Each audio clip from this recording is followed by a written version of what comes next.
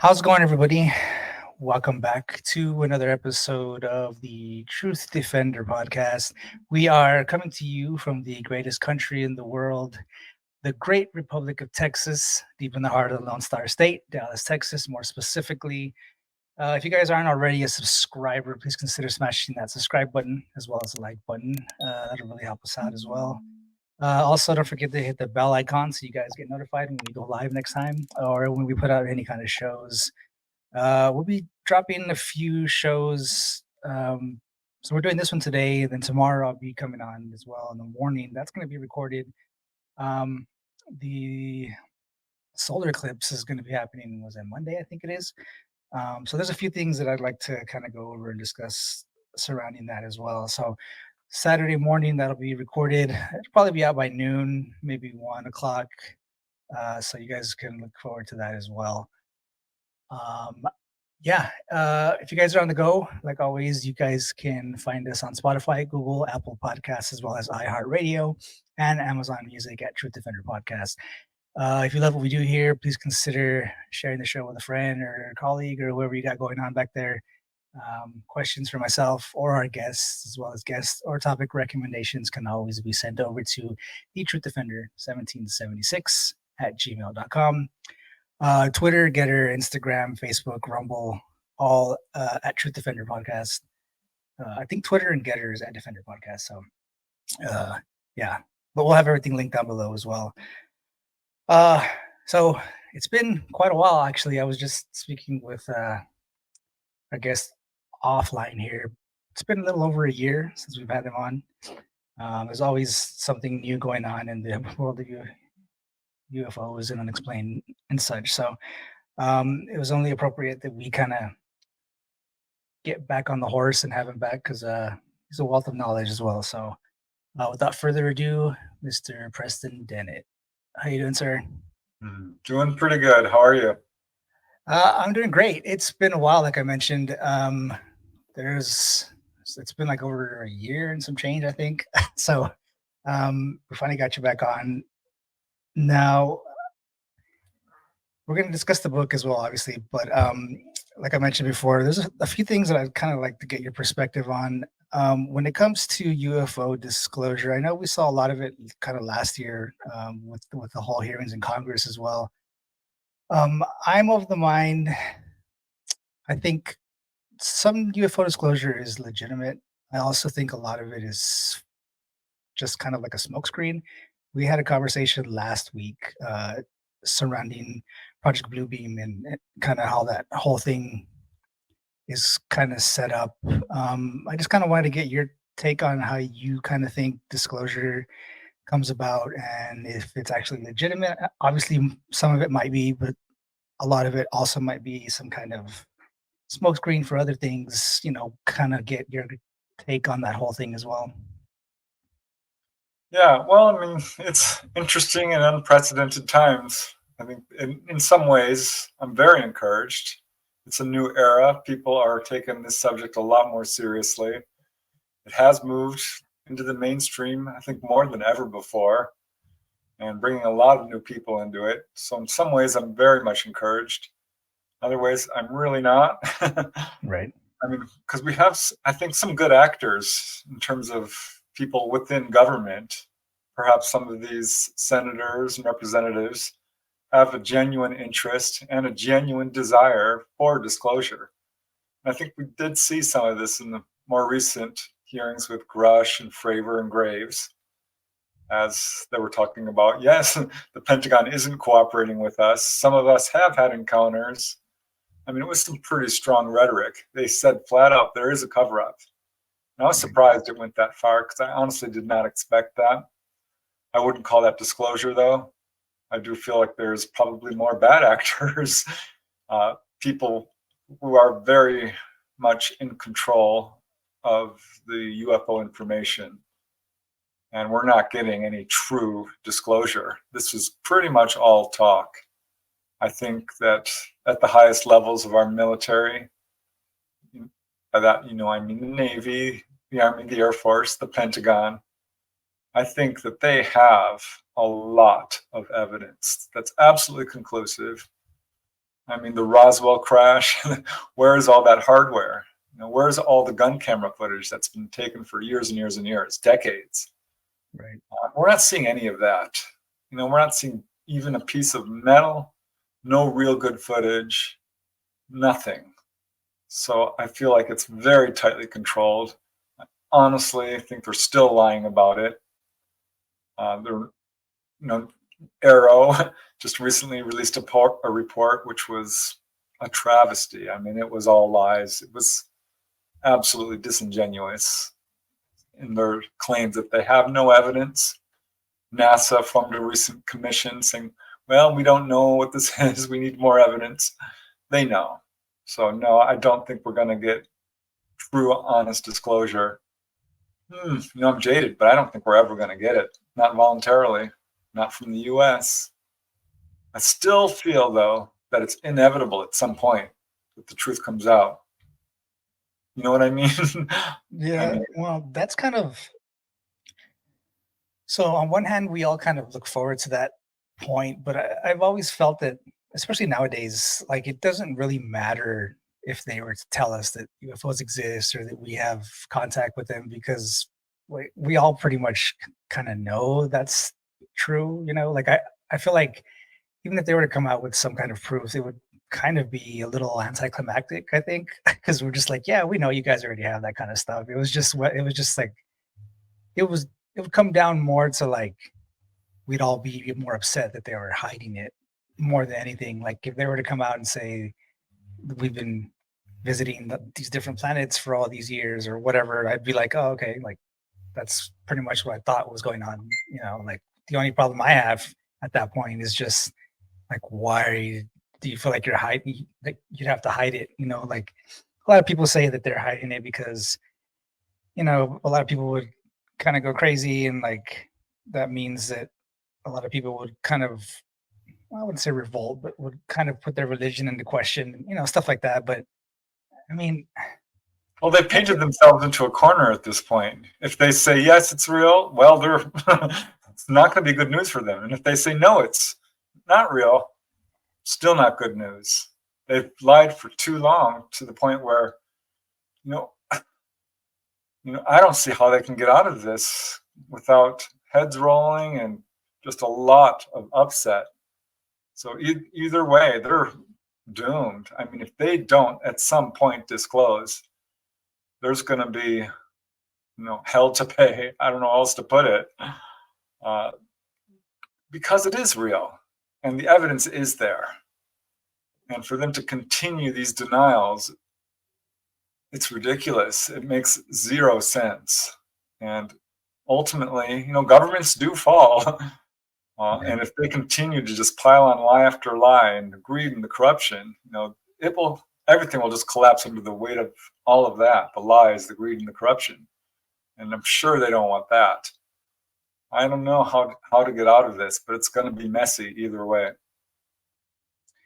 Yeah, I mean, unfortunately, it always comes back to money, right? So if, say, they have some kind of alien tech that we've never been exposed to or we've never seen, obviously they try to corner the market on those kind of things when it comes to like weapons and aircraft and such. Now, I can understand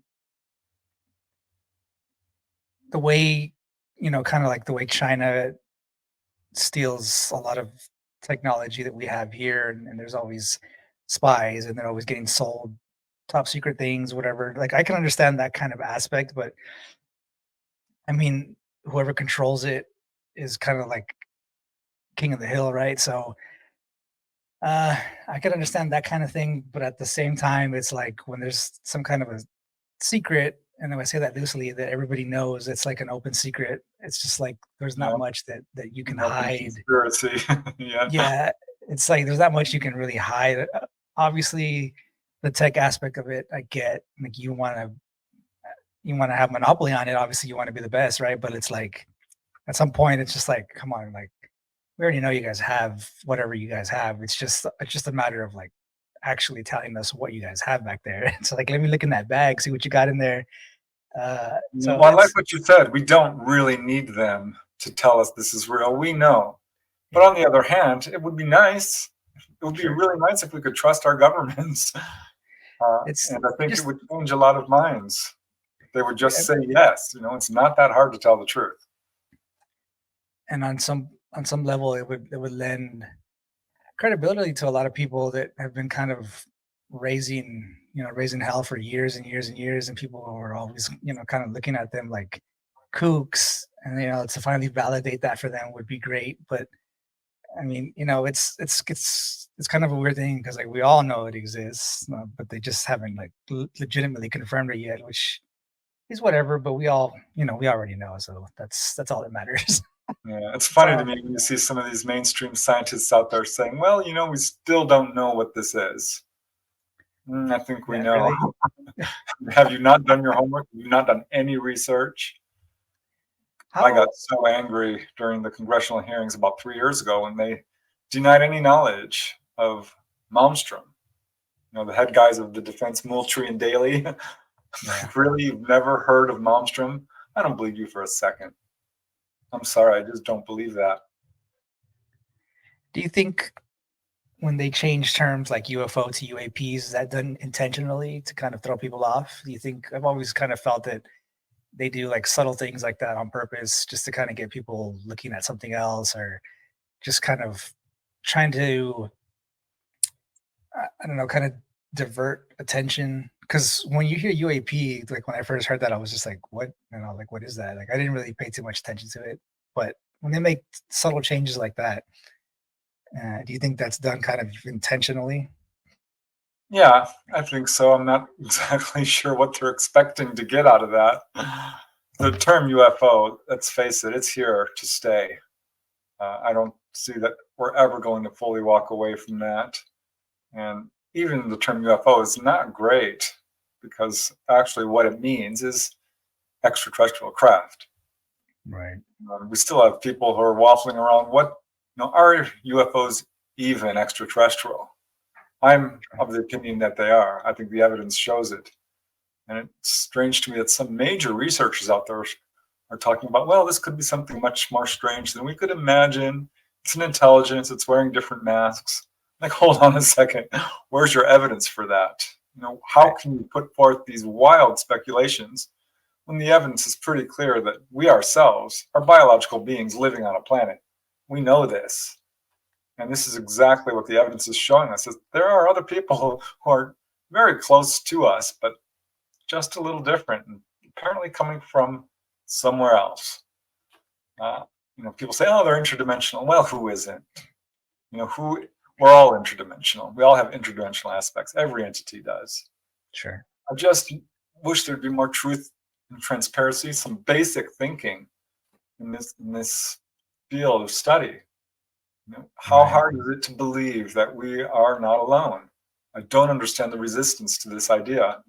Yeah. I've always felt that the exact same way for people that think that we could possibly be the only like living like anything out like in the galaxy. It's just like even like in the universe, like we're the only ones here is just preposterous to think. Even if we're here by accident, it's it's wild to think that this couldn't happen in another part of the galaxy as well, or somewhere far out there. It's just wild to think whenever I hear people say that, like the internal struggle with themselves, like the mental gymnastics that I sit there and watch on their face as they struggle to kind of come to terms with it. It's wild. I'm just like, why do you even like? Why would you just think that you're like we're just it? Like there's nothing else. It's just us. It's just mind-boggling to me. I don't understand. Yeah, And well, it's most and people it's who've had the that. experience, they know. I mean, that's what it often seems to take. But all these Yeah. terms, UAP and UFO and experiencer and contactee and abductee and flying saucer, I mean, we need to completely overhaul the lexicon with this Sure. subject because it's suffering from semantic disaster. It's all over the map. Yeah, and I mean that's absolutely true because that in turn creates a stigma around sightings, right? Because nobody wants to be labeled as like the crazy UFO guy or whatever. Like when you have things like that happen, especially within the military, a lot of pilots, even pilots that work for commercial airliners, they don't want to get grounded, right? Like they see things and they don't want to say anything because they're gonna get their wings taken away from them. They're gonna be grounded. They're not gonna be able to fly anymore. Psyche That's valves and all ironic, kinds of you know, things. 'cause Yeah, that's kind of their job, isn't it? To be out there defending and looking like police officers. It's a good example. Their right, job is to go out there and make sure nothing untoward is going on. And if right. they should see a UFO or an ET or anything like this, they got to report it, but they can't. Yeah, There's many, many cases of police officers who have been passed over for promotions or fired or ridiculed, and they're keeping quiet. And I yeah, think this is true for night watchmen and security officers and all these people, pilots, of course, and people whose job it is to be out there looking around. Can't tell the truth. yeah. It's wild. It's so I was looking at that a little deeper, and the one place that doesn't really have a problem, well, kind of when I was looking through that kind of stuff is police officers in Mexico. Like there's always all kinds of reports, and every time you see it, like on the news too, like it gets reported whenever whenever they see something out there, and they have like the police sitting there on the news and like explaining what was happening, and then like their superiors are on there. So it's kind of like a weird like phenomenon that's allowed to like I guess they believe in it more. So when you see it on the news, it's not like a big thing. So I watch a lot of like Spanish news and especially within Mexico and stuff. So I always see some kind of story like on the weekends or something that there was some kind of a weird UFO spotted in Mexico or like this weird phenomenon that was happening, and there's like a bunch of people filming and they're out there talking to like everybody within the neighborhood, and it's like a big thing, right? Like you would never see that here, not even on the local news, like anywhere. That would never happen, which is weird. So I guess it's just Yeah, culturally, it's more of like a not as widely accepted thing within like the mainstream here than it is anywhere else. Uh, yeah. Well, so it's it's really interesting because Mexico had that sighting during the solar eclipse of 1991 over right, Mexico City. It was yeah, filmed up in like 30 different locations in the city. This silver disc during daylight hours.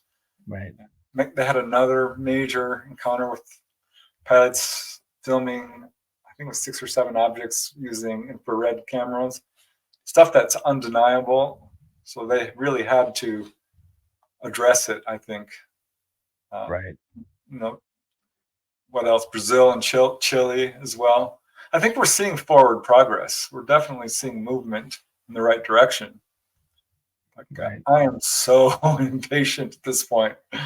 I've been in this field for 35, well, pushing 40 years now. So, Right. I don't know how much longer I can wait for just a little bit of truth. Yeah. Yeah, just a little bit. Just I mean, they give out, they hand out crumbs here and there, but it's just like that there's like a whole another bag of stuff that they're just kind of holding back, and they just kind of hand out little crumbs here and there just to keep you interested, which is very unfortunate.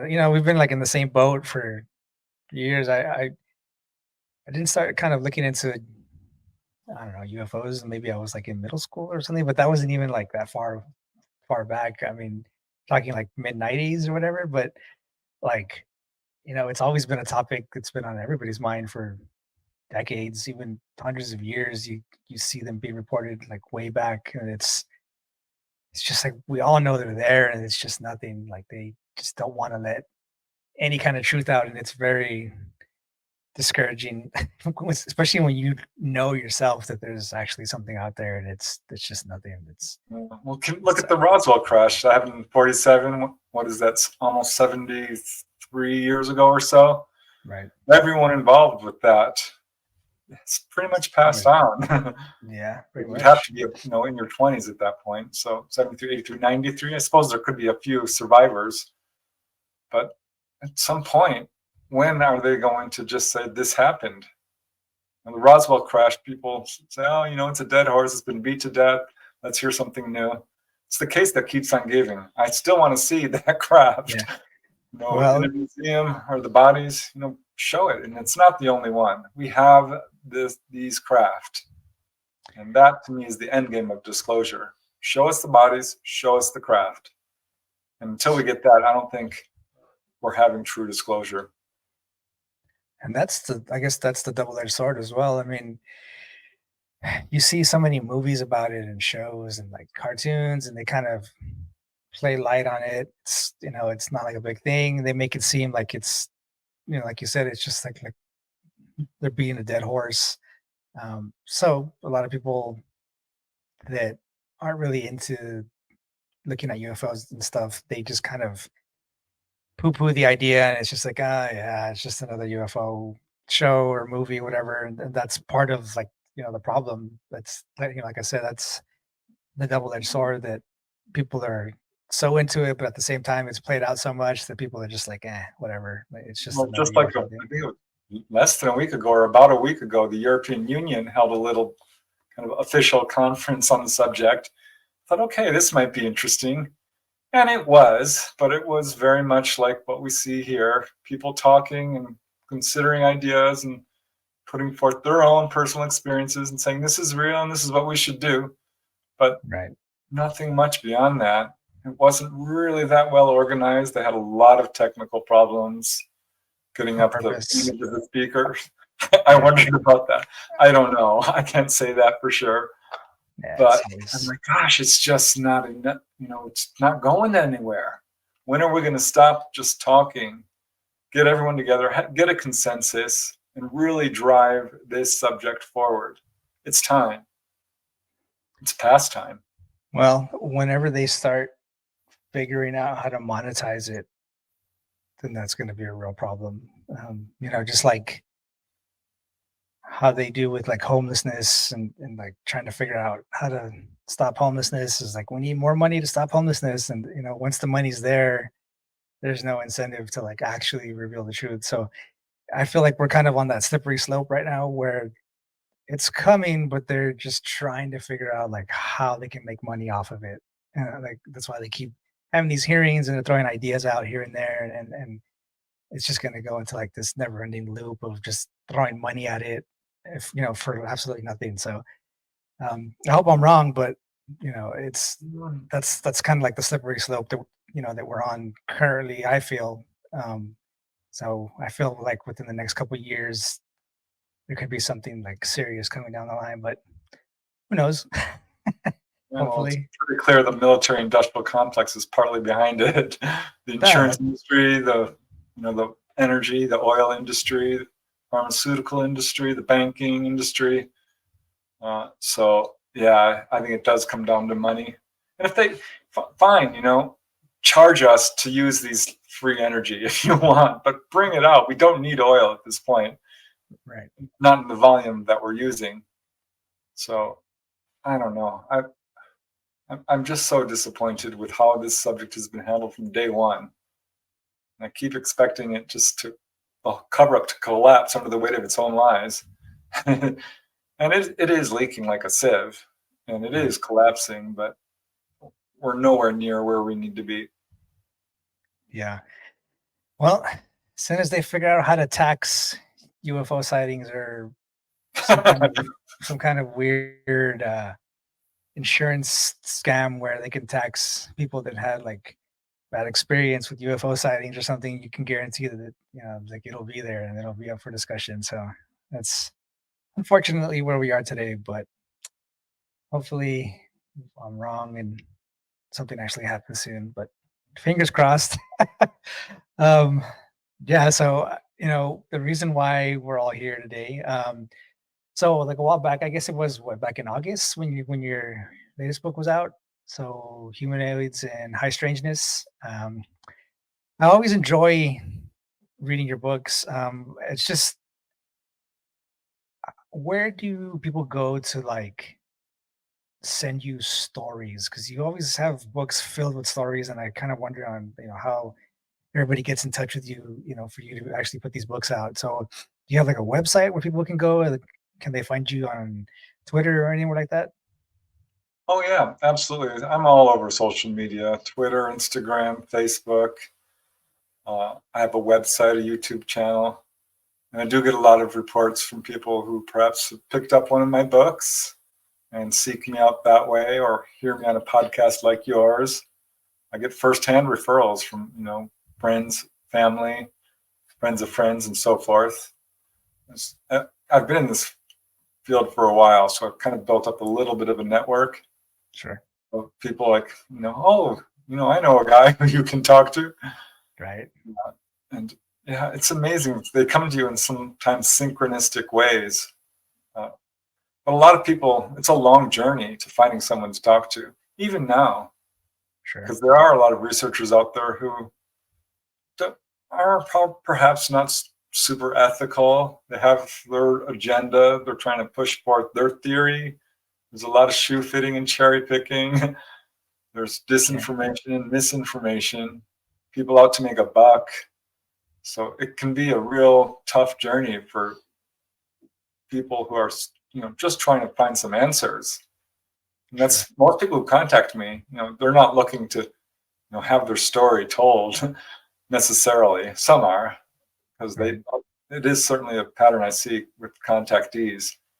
They feel like people need to know this, and they themselves had such a, hard time dealing with it that they want to help others who are going through the same thing. That's often the motivation, I think, for people to come forward. That, and they feel like the whole subject's being somewhat misrepresented and certainly covered up.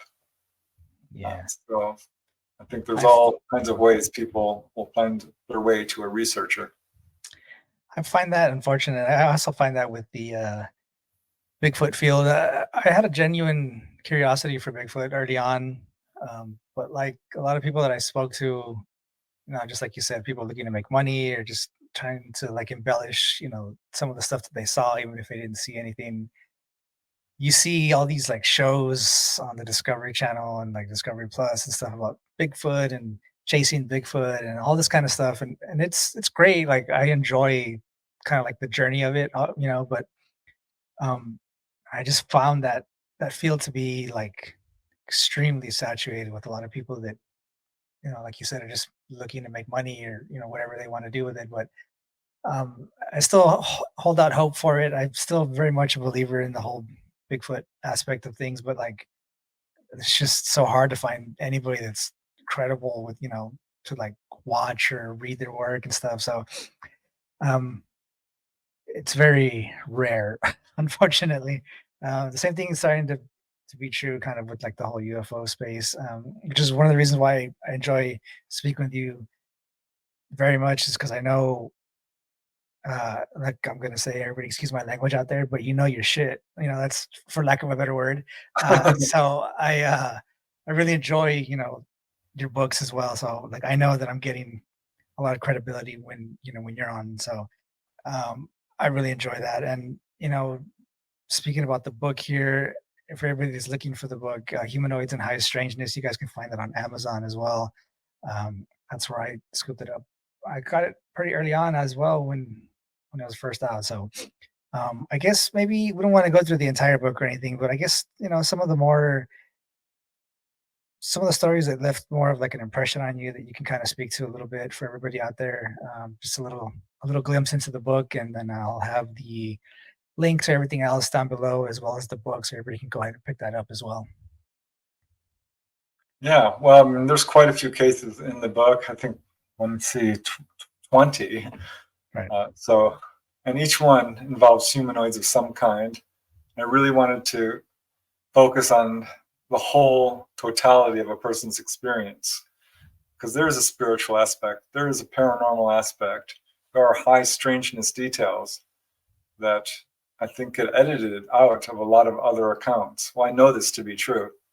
Right. And I think it's always a mistake, because if you don't have all the pieces of the puzzle, you're not going to be able to get a complete picture. It's that simple. So I really wanted to focus on all, the whole experience that people have with contact. So I got a lot of different cases from across the United States, of course, and I'm really excited because it goes beyond just the US.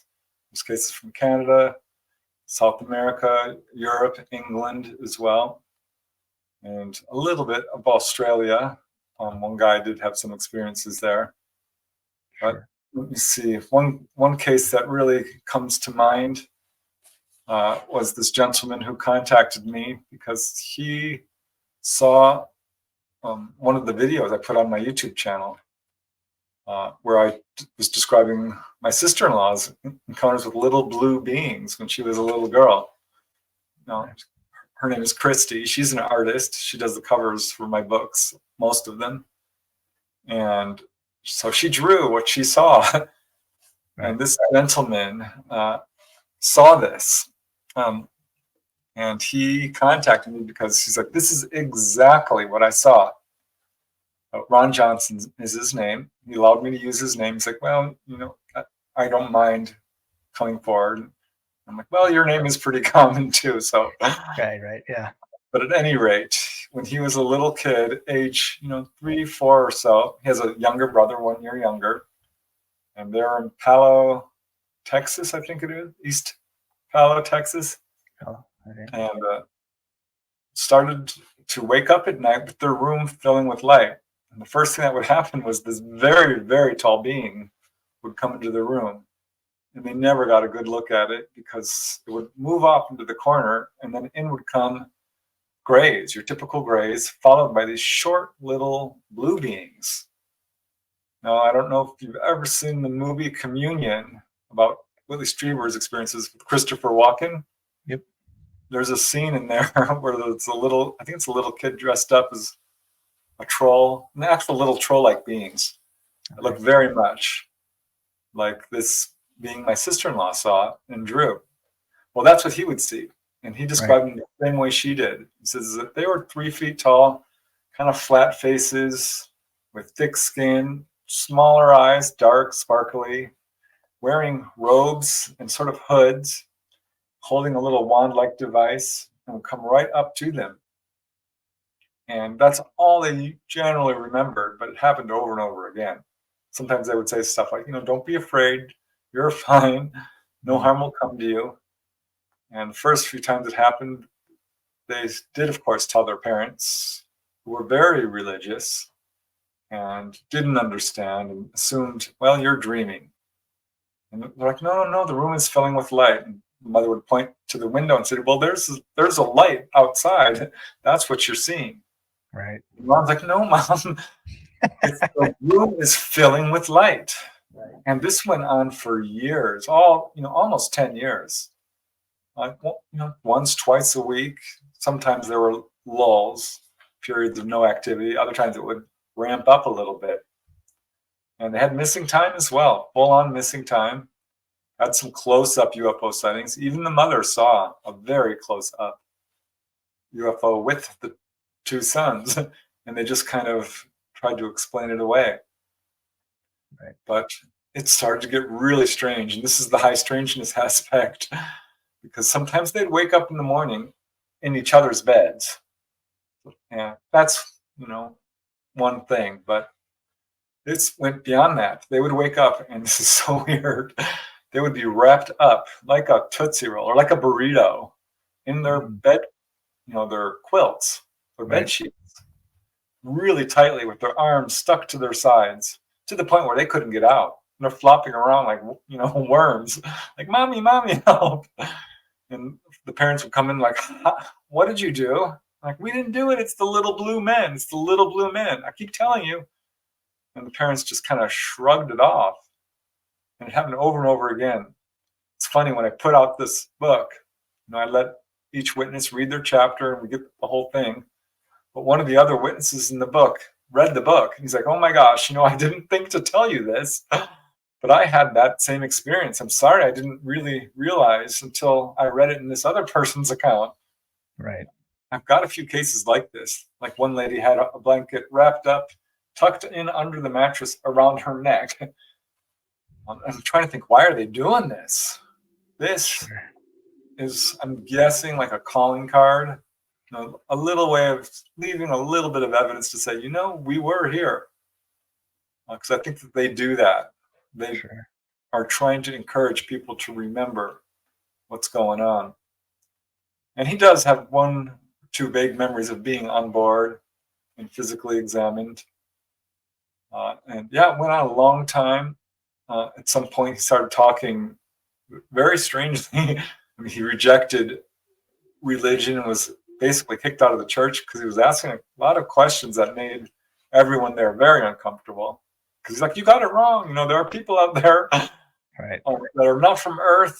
And then he started talking about how we humans came from Mars. He told his parents that, and they just weren't happy about it. So he ended up, you know, leaving home at a pretty early age. Continued to have experiences, quite a few UFO sightings, a lot of paranormal stuff as well, and had another humanoid sighting at one point. They were raising chickens, quite a few of them, hundreds, and suddenly all the chickens made a beeline for the chicken coop. And he's like, something's out there. And he looked, and there was this glowing kind of light being moving through the yard, a definite humanoid of some kind. He went running up for it and it was gone. But yeah, he's had a lifetime of experiences. But I thought it was super interesting that he saw this little blue being, and it was exactly like what many other people have seen. I've shown that picture to a few people, and they're like, "Yep, that's what I saw." Right. Would you be more, I guess, terrified? I wouldn't say terrified, but would you be, I guess, feel?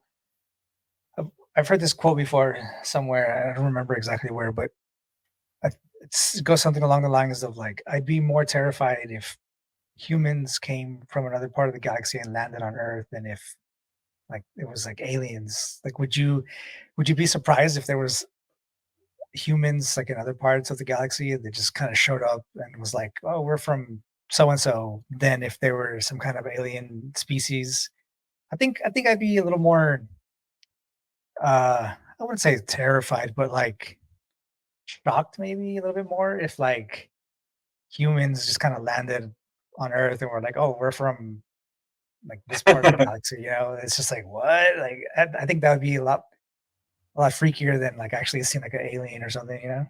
Well, I think we have to follow the evidence where it takes us, because people are reporting human-looking ETs, people that look just like us, essentially. I mean, there are certainly differences in ancestry. One gentleman I talked to, he had an experience up in Idaho. Stan Hughes is his name. He's a Native American. Had this globe-like object, bright silver, land in front of his truck right at the base of Thunder Mountain early one morning. And out stepped this human-looking figure dressed in a silver jumpsuit and blue boots, but had dark skin, by the way, long, shoulder-length hair, I should say, dark eyes. He said he looked Middle Eastern, very, very handsome. Said he was the most handsome man he's ever seen. And this man was smiling at him, kind of raised his hand in a greeting. And Stan just was overcome with love and kinship for this gentleman. As a Native American, they believe that they have a direct descendant, that they are connected, ancestrally speaking. Progenitors. These ETs are their progenitors. So he felt a real connection, like, take me with you. I want to go with you. And this human-looking ET, his smile kind of dropped a little bit. His hand went down, and he kind of looked at him sadly, turned around and went right back into the craft, which took off. And Stan just broke down weeping. But the point is, there are a lot of human-looking ETs. Yeah, I mean, there's grays as well. There's praying mantis. There's tall whites. There's little blue beings. There's humanoids of all kinds. But the vast majority of contactees who have extensive experiences and start getting real communication and interaction, at some point get that same message that we are you, you are us, we are one, we share a common ancestry, we all have the same heritage, we're all essentially human. It's really kind of a mistake to call them aliens. I've talked to some, these contactees who won't do that. They just call them the people. Right. Or ETs, I think, is an acceptable term for most contactees. But yeah, it's amazing to me. There's a lot of fear surrounding this subject, especially for contactees in the beginning, when they're trying to figure out what's going on. But I don't have any real good firsthand reporting that this is anything nefarious. Because if you take an objective look at what happens when a person is taken on board, the scariest thing is the physical exam, which is understandably frightening in the beginning for someone who hasn't experienced it. But this is when they're often healed. And from that point, I mean, all kinds of really cool things happen. So I understand why people might find it frightening. And I've certainly talked to people who felt it was a negative experience. But the vast majority of people I talk to don't feel that way, and do feel an honest to God kinship. And that, yeah, I think there are people throughout the universe who look just like us. I think that's what the evidence is showing us. Do you fall in the category that we were actually seeded here from somewhere else? I've always kind of felt that that might be the case, just kind of based off reading things, but like, do you think we were naturally here on Earth before, or did we come from somewhere else? Well, some contactees have basically been told that, yeah, we first lived on Mars. Well, this is exactly what they told Ron Johnson. This is what they told Dolly Saffron, one of my favorite contactees. I wrote a whole book about her experiences, Symmetry. Right. And I'm not sure to use the term seeded, but yeah, transplanted maybe. So I think that, yeah, there's some serious questions about whether we actually evolved from, quote, monkeys or primates, or not, because the evidence is pretty sketchy on that overall. And given that there are human-looking ETs out there, I mean, that does raise serious questions about human origins. And I think that, I can't say for sure, but that is the message that a lot of contactees are getting. I think that's where the evidence is leading us towards something along those lines. Yeah. Yeah, I try to do as much reading as I can. It's kind of hard most of the time, but a lot of the stuff that I read around evolution and stuff, I get kind of like the basic gist of it. But to think that we just kind of happened to stumble upon life here, like we just were created out of nowhere, it's a little far fetched. It's even, I think personally, to me, it's a lot harder to believe that that was the case than there was some kind of intelligent creation, surrounding us here on Earth. But it's just to think, and I mean, a lot of I don't want to kind of spin off into religion too much, but when it comes to like atheists and such that don't believe in God, but atheists only believe in one miracle, and that is the Big Bang. So like they don't believe in God or anything like that, but they believe in one miracle, and that was just that we kind of exploded onto this plane of existence, and the universe was created by accident. And that's kind of like a little more far-fetched than to think that we were actually put here on purpose. So I've always kind of felt that way, and that's just kind of where I'll leave that, because it's kind of like off topic. But yeah, it's just the whole like evolution thing is a little crazy when you actually read a lot of the stuff that we just kind of morphed out of this primordial soup millions I mean, of it's years clear ago.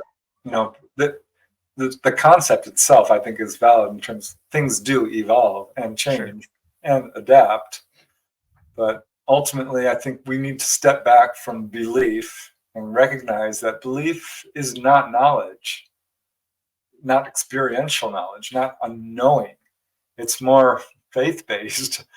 What do we know? We need to start starting with a baseline of what we've actually experienced and know to be true. Basic science, I think, is a good stepping stone.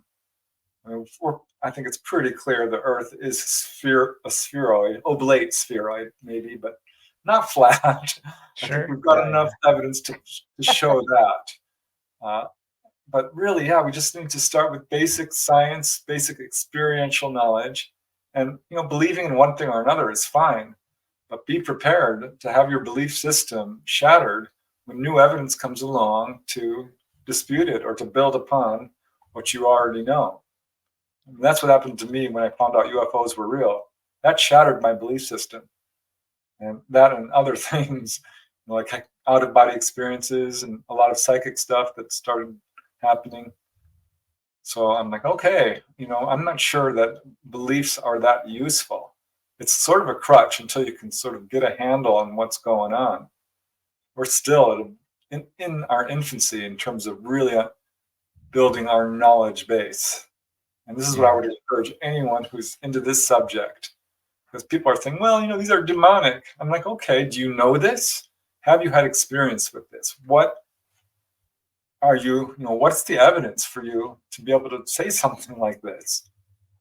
When someone has an experience where they're taken on board and they're interacting with ETs and they go to on board a craft and it's hovering over the earth and they're looking down and they're healed and they're implanted and perhaps even taken to another planet and they're having long conversations. Well, there you go. That's firsthand experience. At some point what you're dealing with. And I can tell you the vast majority of contactees do come to the conclusion that this is extraterrestrial. So, that's kind of where I'm at this point. Yeah, that gets us into like this kind of, you talk about people trying to step outside of, what they believe in to start and stuff. And that's kind of what bogs us down, I think, when it comes to like,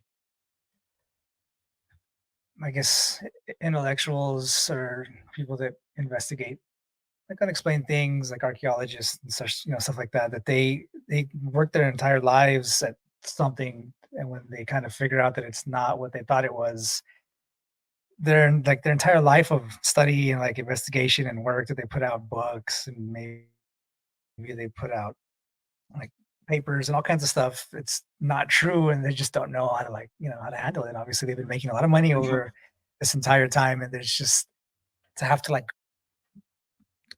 destroy that thought system that you had and start all the way from the beginning, especially when you're already advanced in age, that you've been working on this for like 30 40 years. You're just like, wow, my entire life was, not to say that maybe you did it on purpose, but what you believed in was actually proven wrong, and then now you have to start all over. That's got to be tough for a lot of people. It's like the myth of dark matter. I think they're finally realizing that that's a failed theory. Sure. So yeah. But I think first time. Well, here's a good case from the book, if I might. Yeah, absolutely. Gentleman who contacted me because he had this experience. He knew I did research into healing, and kind of started searching around for someone to share a story with and get some answers. His name is Hector Sawiak. I was really delighted to hear from him because he's from Peru.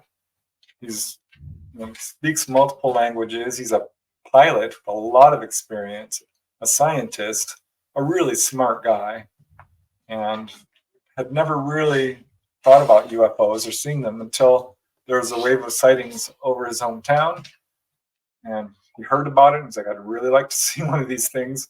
Always been kind of interested. Are they real? And he just wasn't sure because he was interested in a scientific way, like if they're real, how do they fly around? So he decided he would head out to town, or the edge of town where some of these sightings were, hopefully to see one, and was very disappointed when he didn't see one because he brought his flashlights and binoculars and notepad and all this device, and he just gave it a quick, easy try. But the weather rolled in, the cloud, the sky got cloudy, and he was pretty disappointed. He's like, well, shoot, I was really hoping to see one.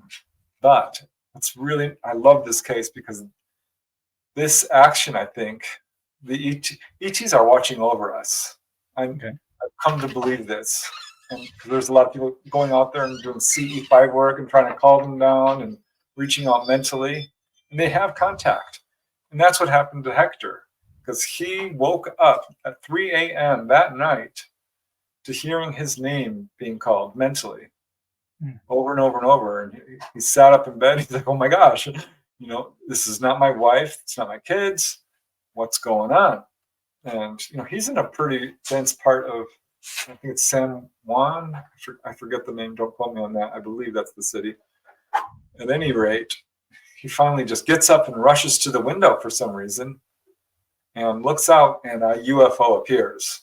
And being a pilot, he can see that although this is just a kind of a bright, fiery, orange, yellow object moving across the sky, it's moving way too fast for a plane, way too fast for any conventional aircraft, way too slow for a meteor, though. And of course, there's the added complication that he feels it was calling his name. It was a very brief sighting, and off it went. He's like, wow, something happened.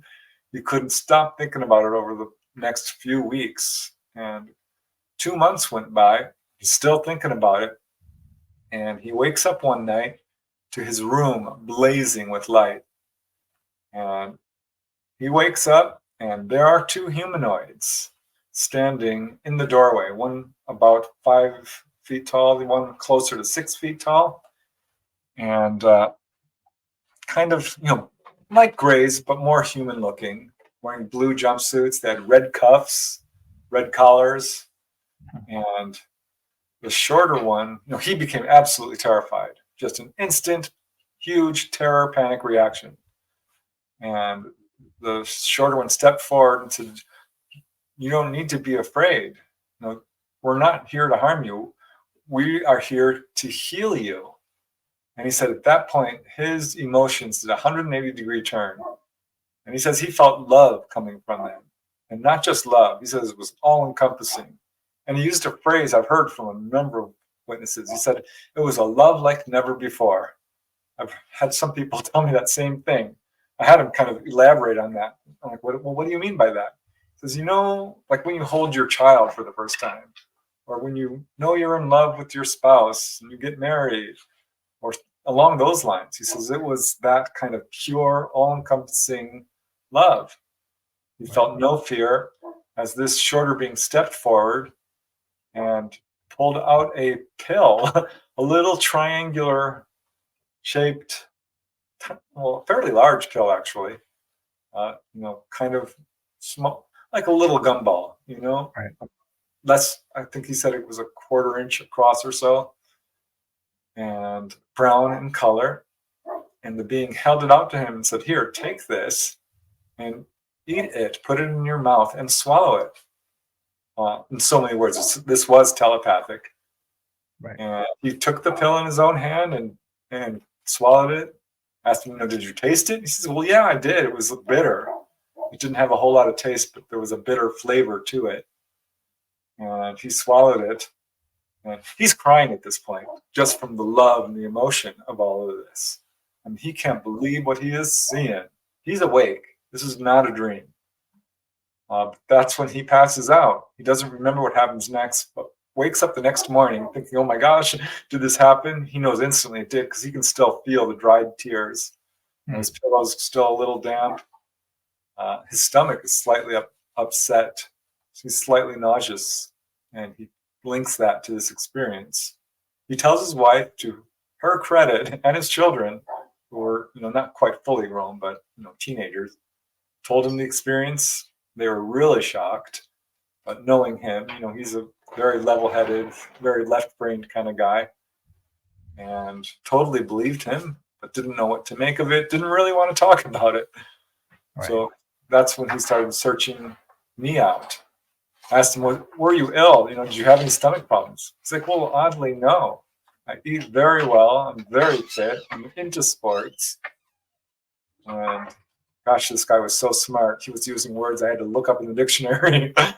That's good with my grammar, Yeah. But he said, really, the end result of all of this was I feel absolutely compelled to go back to school and get a degree in education. He's already got a degree. So this is another thing I see. It transforms people. People find that their intellect is elevated. They're healed. They have a psychic awakening, a spiritual awakening.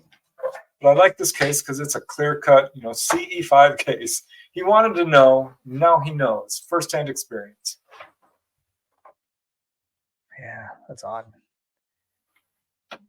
Sounds like it's, I guess, when it comes to stuff like healing like that, do you see a lot of that? A lot of stories like that where, people come and they didn't even know that they were sick, they had any kind of issues with them.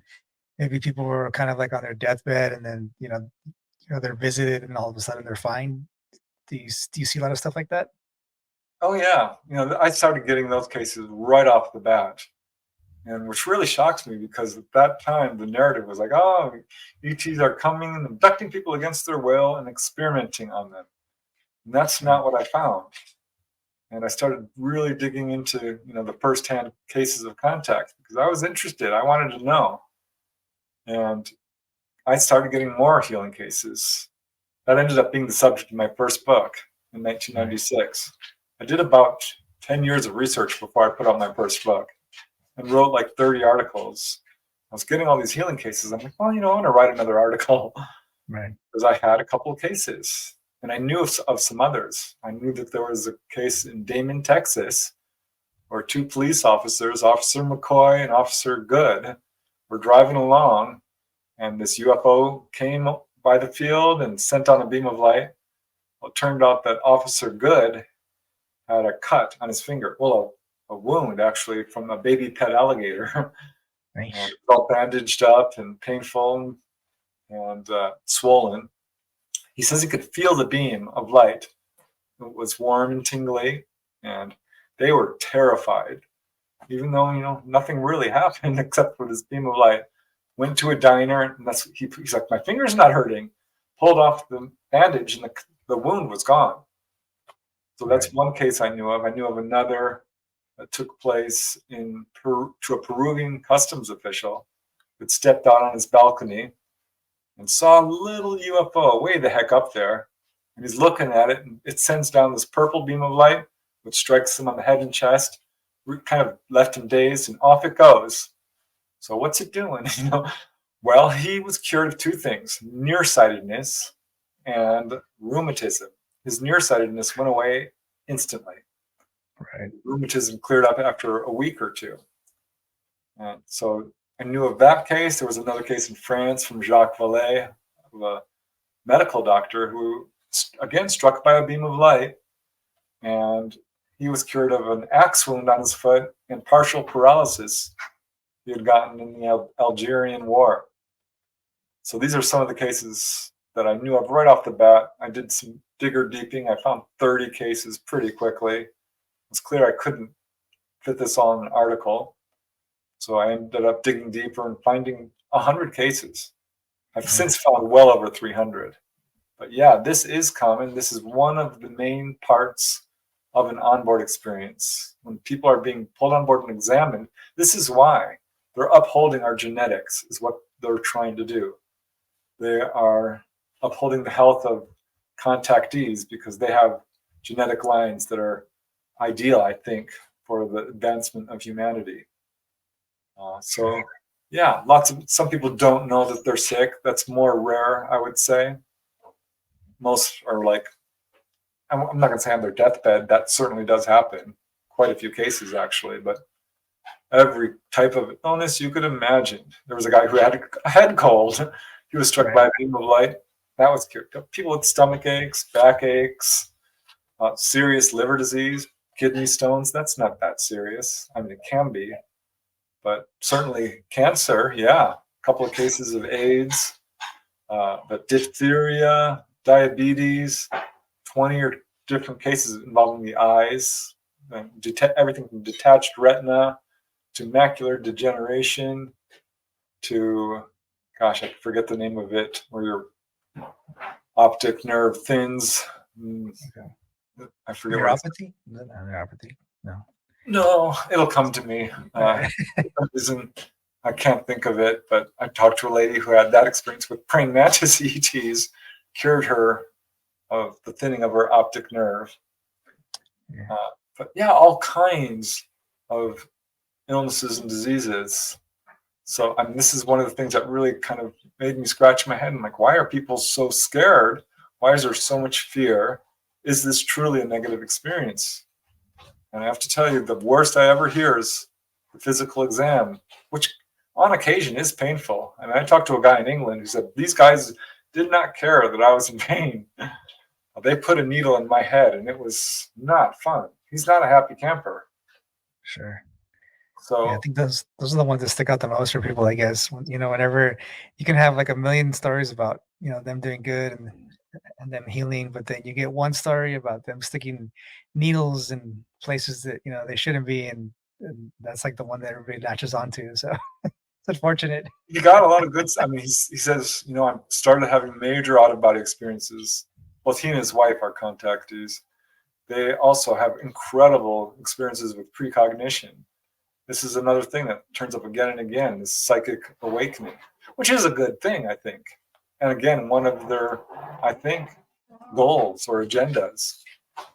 Right. So yeah, healing. Every major researcher out there, almost without exception, has these cases. David Jacobs had written a book, 3 books or more actually. He takes a pretty dim view of contact.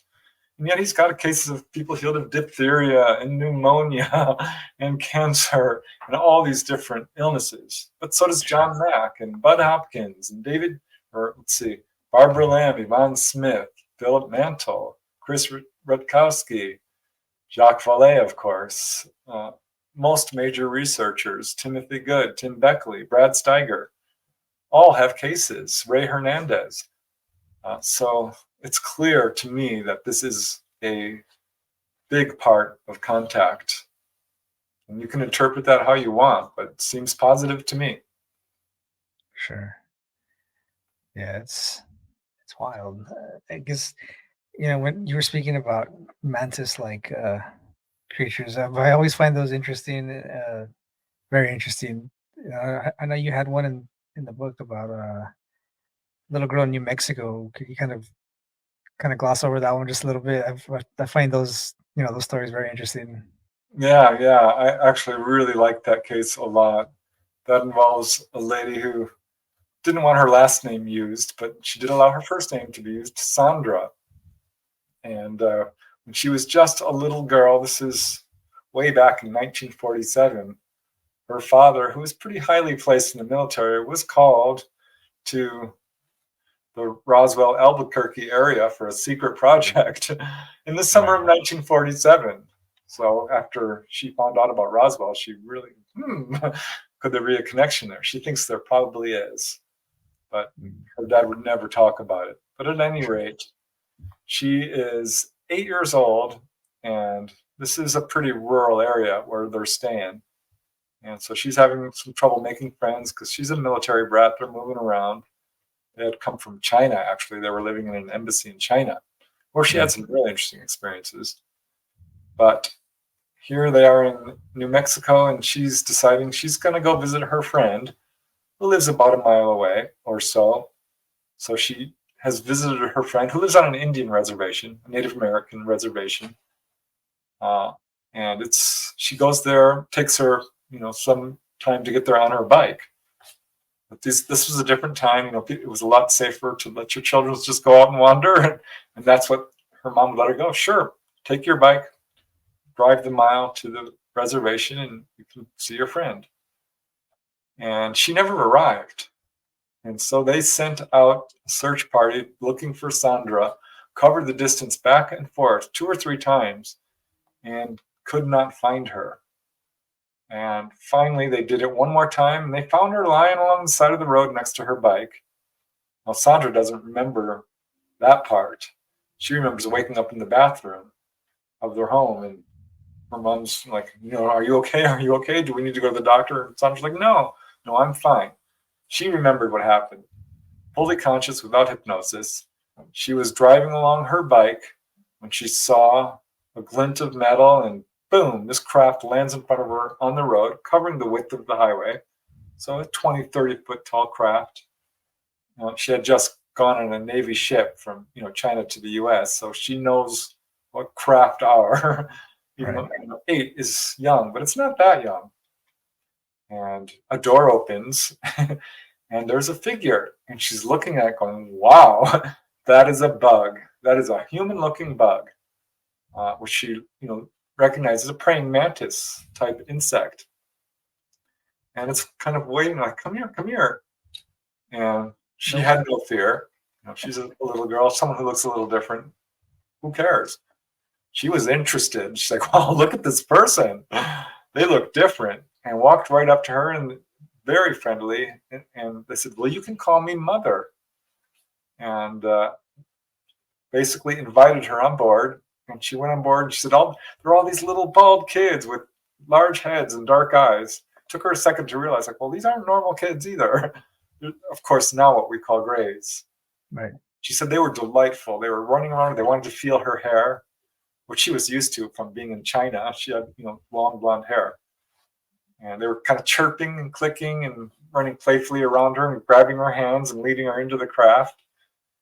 And she said it was amazing because they went to the window and she looks out and boom, it's a star field. She's like, wow, I did not even feel any movement. And already they are off Earth and in deep space.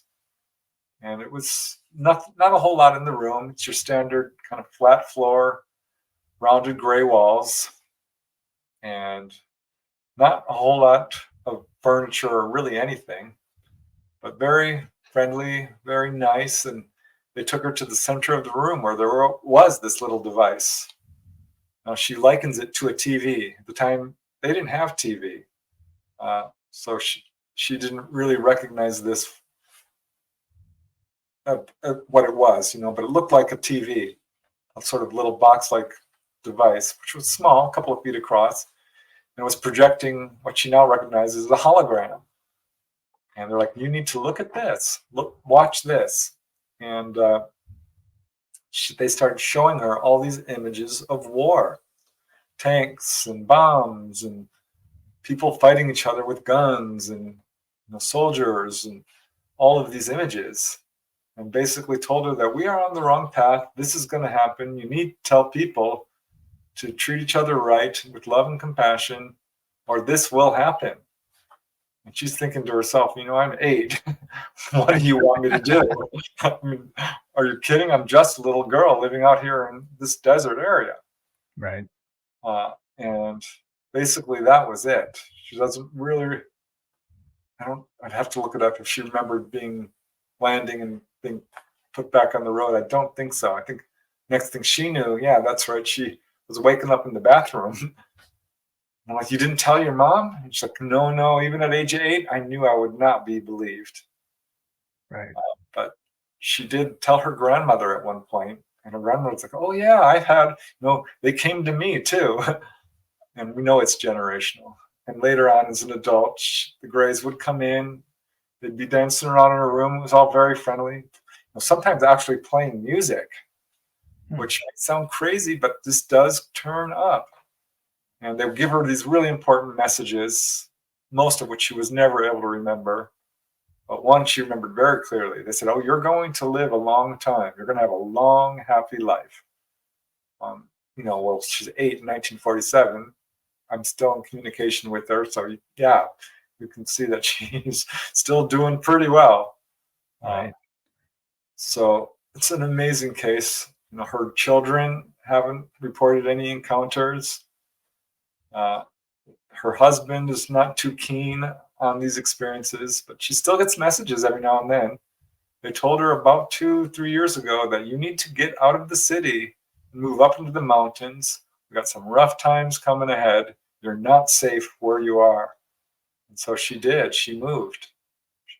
And still does, not super recent, hasn't had encounters, but a couple of years ago, yeah, she would hear them.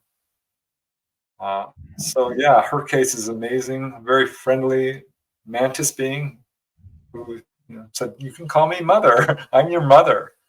I thought that was super fascinating because that does turn up. That's exactly what happened with Dolly Saffron. She was pulled on board and the tall gray said, you can call me mama. We're actually partly related.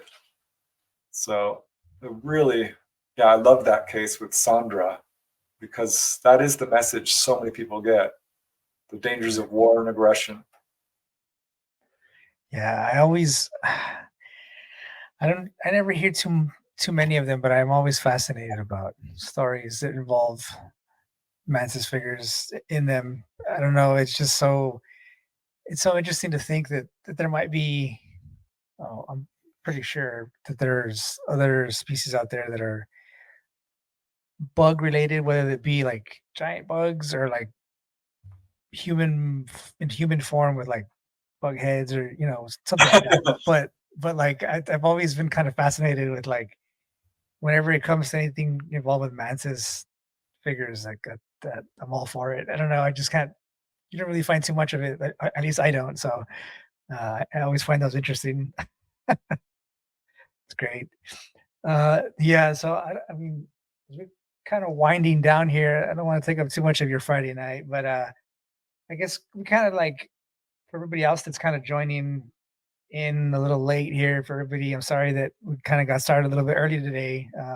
But you know, it's a Friday and we don't want to take up too much of everybody's time. So this will be reposted as well. I usually do like the live shows, and then once we go offline, I kind of download and edit the videos again and then re-upload them. So if you're watching the show like an hour after we go live, the show might not be there, but just give it some time because I'll edit it and then I'll re-upload it again. So Oh, yeah. that's kind of I what do we want to do give a there. quick So shout out because I see in the notes Ray Doss said, yeah, it's glaucoma. That was what I was trying to okay. think of. I believe it was cured of glaucoma. Thanks, Ray. Okay, yeah. I was seeing everybody throwing like I think one's an optic nerve, and they were going through like a whole list of stuff. So appreciate it, everybody. Glaucoma. Yeah, thank you. Yeah, Couldn't think yeah, of it. absolutely. No worries. Yeah, so I guess we can kind of just wind down here and kind of let everybody know where they can find you again. I know we can find the book on Amazon. And for everybody else that's interested in it, I'll have it posted in the show notes when I edit this whole video and stuff. So just kind of let everybody know what you got going on lately, and where they can find your work. Yeah, I appreciate that. I do have a website, PrestonDennett.weebly. There it is, flying across the banner there. So thank you for that. But you can find me easily on Facebook, Instagram, Twitter. I do a weekly podcast with contactee Dolly Saffron called The Light Gate, which airs live each Monday evening, 6 p.m. Pacific, 9 p.m. Eastern. We're having a lot of fun with that. My books are available on Amazon. Got a YouTube channel for those who don't want to read books. I put out my research there free for anyone who wants to check that out. I do have books on Audible as well. I'm trying to get more and more of those. Some of my publishers just won't do it. I don't understand it. But yeah, I really appreciate you having me on the show. It's always fun to talk about this stuff, and I really appreciate the opportunity. No, I appreciate your time. We're so generous with it, so we appreciate it. Yeah, everybody, we appreciate you guys stopping in on a Friday. I know, like I mentioned, we kind of started a little bit early, but I know a lot of you were probably on the way home from work or whatever. I work from home, so sorry.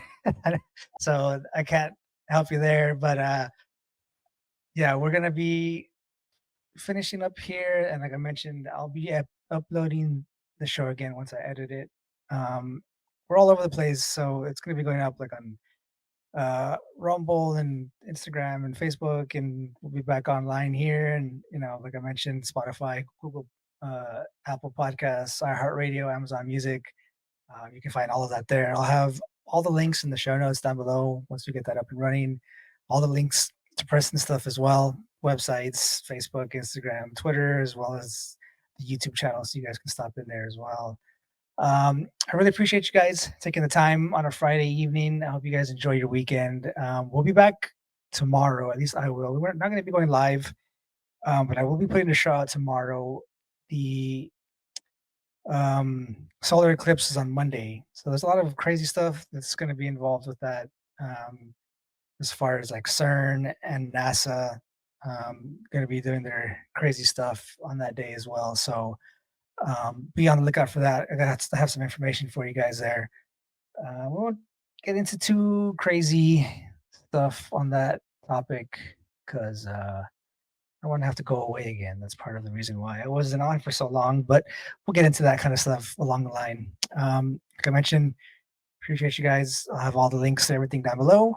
I hope everybody enjoys their weekend. Stay safe out there, stay blessed, and most of all, everybody stay frosty. Bye, y'all. Perfect.